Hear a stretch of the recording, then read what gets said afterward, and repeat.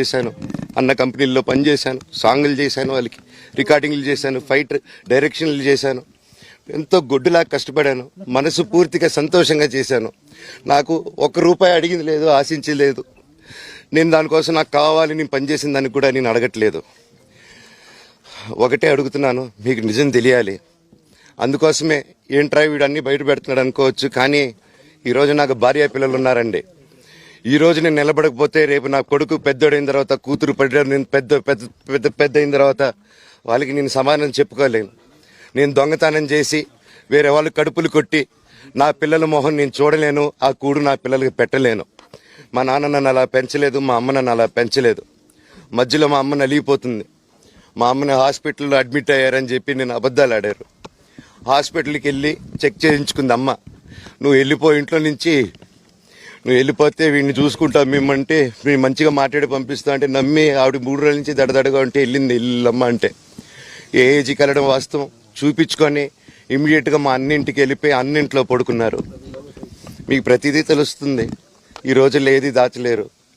మరి ఇంత క్యారెక్టర్ అసాసినేషను నేను చేయని దానికి చేశారు అని, నా భార్య వచ్చిన తర్వాత నేను చెడ్డోడినయ్యానని, అదే వాళ్ళ తల్లిదండ్రులు ఉండుంటే గమ్మునుంటారా అండి?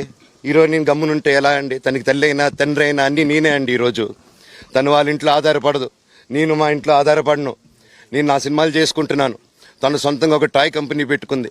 లాక్డౌన్లో నా అహం బ్రహ్మాస్మి సినిమా మా ప్రేమ కోసం ఆపేసినప్పుడు నిర్దాక్షిణంగా నేను చెన్నైకి షిఫ్ట్ అయిపోయి ఈ ఊర్లో వద్దని మేము అక్కడ కూర్చొని, నేను మనోజ్ నువ్వు బొమ్మలు గీస్తావు కదా, కథలు రాస్తావు కదా, బొమ్మలకి ఆత్మనిర్భర్ అని నరేంద్ర మోడీ గారు ఇది అనౌన్స్ చేశారు. ఈ బొమ్మలు, నీకు బొమ్మలు ఇష్టం, పిల్లలు ఉన్నారు, మనమే క్రియేట్ చేద్దాం బొమ్మలు అంటే, లాక్డౌన్లో నేను డ్రాయింగ్లు చేసి కథలు రాసుకొని నా ఫ్రెండ్స్ దగ్గర కొంచెం అప్పులు చేసుకొని మేమే పెట్టుబడులు పెట్టుకుంటూ, నా ఫ్రెండ్స్ కూడా పెద్ద కష్టపడి వచ్చిన వాళ్ళండి. వాళ్ళకున్న కొంతలో నాకు పంచుకుంటూ, మమ్మల్ని కాపాడుకుంటూ, ఒకరినొకరు కాపాడుకుంటూ నిలబడి ఈరోజు మనీని నిలదొక్కున్నాం అండి. నేను నా భార్య, తను కష్టపడుతుంది. ఇప్పుడు కాశ్మీర్ నుంచి కన్యాకుమారి వరకు ఓన్లీ తను, నేను, ఇంకొక 3-4 కలిసి దీన్ని ఇంత దూరం తీసుకొచ్చామండి. ఈరోజు నేను మళ్ళీ సినిమాలకు వచ్చేసాను. అందుకే ఈరోజు నేను నిలబడపోతే ఇది నా పిల్లలకి చెప్పేది కరెక్ట్ కాదు, ఎవరికి కరెక్ట్ కాదు. ఇన్నాళ్ళు గమ్మునున్నాను ఓకే, కానీ వాళ్ళ నాన్న ఆస్తుల కోసం కొట్లాడుతున్నాడా, మంచి కోసం నిలబడుతున్నాడా అనేది ఈరోజు మీకు సాయంత్రం వచ్చిన ప్రూఫ్స్ అన్ని వదులుతాను. మా నాన్న మీద గన్ను పెట్టి కాల్చే వినయ్కి, మా అన్నకి సాయంత్రం ప్రతిదీ చెప్తాను. చెప్పాను కదండి, వినయ్ అని మా అన్న విష్ణు అని. అవునండి, నన్ను హాజరుపరచమన్నారు, 10:30 రమ్మన్నారు. మీరందరూ చూశారు. నాకు మొన్న ఫస్ట్ రోజు తగిలి బాగా నొప్పి వచ్చింది, మెడ, కాలు. 3 వారాల క్రితం ఫైట్లో నాకు మజిల్ టైర్ అయింది, గ్రేడ్ 1 టైర్ రైట్ లెగ్లో. లెఫ్ట్ లెగ్లో మళ్ళీ దెబ్బలు తగిలాయి మొన్న. సో అందుకే కొంచెం బ్యాలెన్స్ ఇది ఉంది. మందులు హెవీ మెడికేషన్ ఇచ్చారు, హెవీ ప్యాచ్ కూడా వేశారు నాకు. దానివల్లే కొంచెం నడుస్తున్నాను. అండ్ ఇప్పుడు అందుకే రిక్వెస్ట్ చేసుకొని, సార్ నాకు కొంచెం టైం ఇవ్వండి, పాప ఉంది, సెటిల్ చేసుకొని నేను వస్తాను సార్, కొంచెం సెట్ చేసుకొని అని పోలీసులు గారికి రిక్వెస్ట్ చేసుకొని ఇప్పుడు బయలుదేరుతున్నాను. సార్ దాని గురించే సార్ చెప్పాను. మద్యానికి బానిసై ఇలా ప్రవర్తిస్తున్నాడు, అందుకే నేను మనోజ్ విషయంలో సీరియస్ గా ఉన్నాను అని చెప్తున్నాను.